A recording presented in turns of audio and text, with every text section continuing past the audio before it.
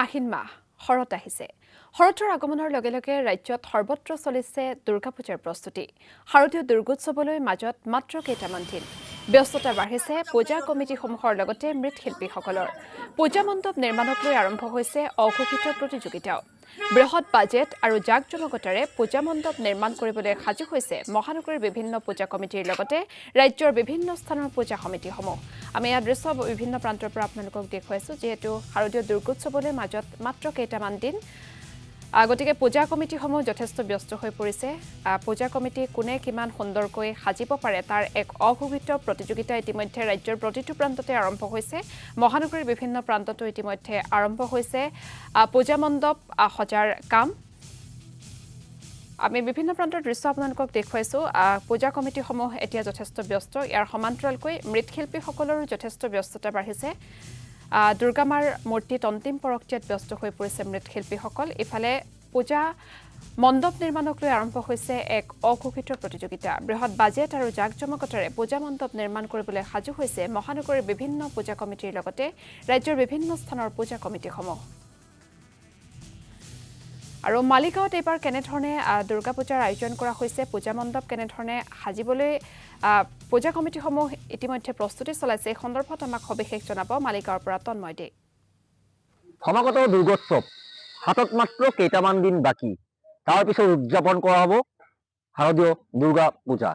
আৰু ইতিমধ্যে আমি প্ৰস্তুতি আপোনালোকক দেখুৱাই আছোঁ। ইতিমধ্যে বিভিন্ন মণ্ডপত ব্যস্ততা বাঢ়িছে, কাৰণ মৃৎশিল্পীসকল যি মৃৎশিল্পী আছে বা অন্যান্য শিল্পী আছে তেওঁলোকৰ যি ব্যস্ততা, সেই ব্যস্ততা বাঢ়িছে, কাৰণ হাতত মাত্ৰ কেইটামান দিন বাকী। তাৰ পিছত মই পুনৰ উল্লেখ কৰিছোঁ উদযাপন কৰা হ'ব শাৰদীয় দুৰ্গোৎসৱ। আৰু বৰ্তমান মই উপস্থিত আছোঁ, এই সময়ত মই উপস্থিত আছোঁ পাণ্ডুৰ নিউ কলনীৰ যি জয় হিন্দ ক্লাবত উপস্থিত আছোঁ। আৰু এইবাৰ গুৱাহাটী মহানগৰীৰ ভিতৰত আটাইতকৈ আকৰ্ষণৰ কেন্দ্ৰ হৈ পৰিব কিন্তু জয় হিন্দ ক্লাব, কাৰণ প্ৰথমবাৰৰ বাবে উত্তৰ পূৰ্বত প্ৰথমবাৰৰ বাবে 65 ফুটৰ যি শ্ৰীকৃষ্ণৰ মূৰ্তি, সেই শ্ৰীকৃষ্ণৰ মূৰ্তি তেওঁলোকে ইতিমধ্যে নিৰ্মাণ কৰি প্ৰস্তুত কৰি আছে, নিৰ্মাণ কৰি আছে।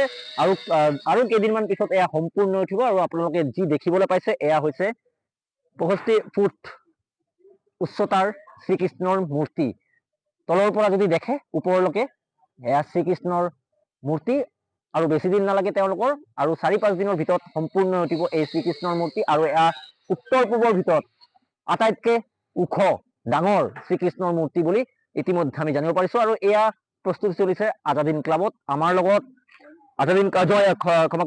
জয় হিন্দ ক্লাবত। আৰু এয়া আমাৰ লগত আছে জয় হিন্দ ক্লাবৰ যিসকল কৰ্মকৰ্তা তেওঁলোকে আছে, আমি তেওঁলোকৰ পৰা আমি জানিব বিচাৰিম কিমান ফুটৰ এই শ্ৰীকৃষ্ণ। আমাৰ এইবাৰ মানে জয় হিন্দ ক্লাবৰ দুৰ্গা পূজাৰ মেইন থিম হ'ব মানে শ্ৰীকৃষ্ণৰ 65 ফিট উষা হ'ব। সেই মানে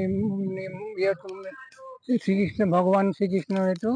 আৰু আমি যোৱা বছৰ আমি এই মণ্ডপতেই 60 ফিটৰ ৰামৰ মূৰ্তি বনাইছিলোঁ, লগতেতো আমাৰ মা দুৰ্গা আছেই। আমি এই ৰামৰ মূৰ্তি লৈ সমগ্ৰ অসমবাসীক এটা আলোড়ন সৃষ্টি কৰিছিলোঁ। এইবাৰো আমি আশা কৰিছোঁ 65 ফিট ভগৱান শ্ৰীকৃষ্ণ, আৰু লগতে মানে ভগৱানৰ যে যশ অৱতাৰ সেইটো আমি দেখাব কৃষ্ণ লীলাটো আপোনালোকে দেখাবলৈ চেষ্টা কৰি আছোঁ। আমাৰ লগতে আমাৰ মা দুৰ্গাৰো আমাৰ খুব আটক ধুনীয়া মূৰ্তি বনাইছে। সেইটো আপুনি যদি মানে স্নেপ নিব পাৰে।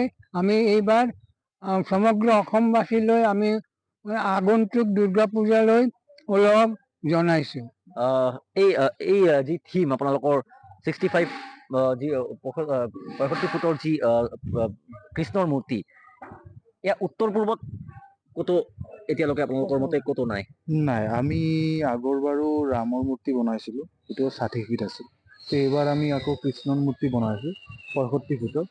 তো উত্তৰ পূৰ্বাঞ্চলত আপুনি যদি চাই ইমান ডাঙৰ মূৰ্তি হোৱা নাই, সেইটো আমাৰ জয় হিন্দ ক্লাবত ফাৰ্ষ্ট।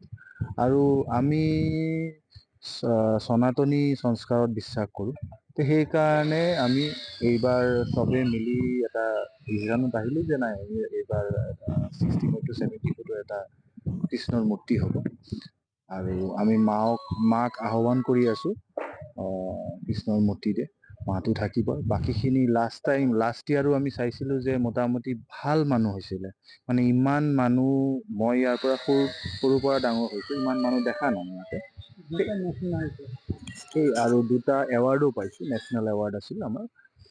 আৰু এইবাৰো আমি আশা কৰিছোঁ যে মানে পাণ্ডুত যদি one of the best Durga Puja হয় সেইটো জয়ন্ত হ'ব। নিশ্চয়কৈ হয় তন্ময় আপোনাক এই মুহূৰ্তত ধন্যবাদ জ্ঞাপন কৰিছোঁ। আপুনি পাণ্ডুত কেনেধৰণে পূজাৰ প্ৰস্তুতি চলিছে সবিশেষ জনোৱাৰ বাবে।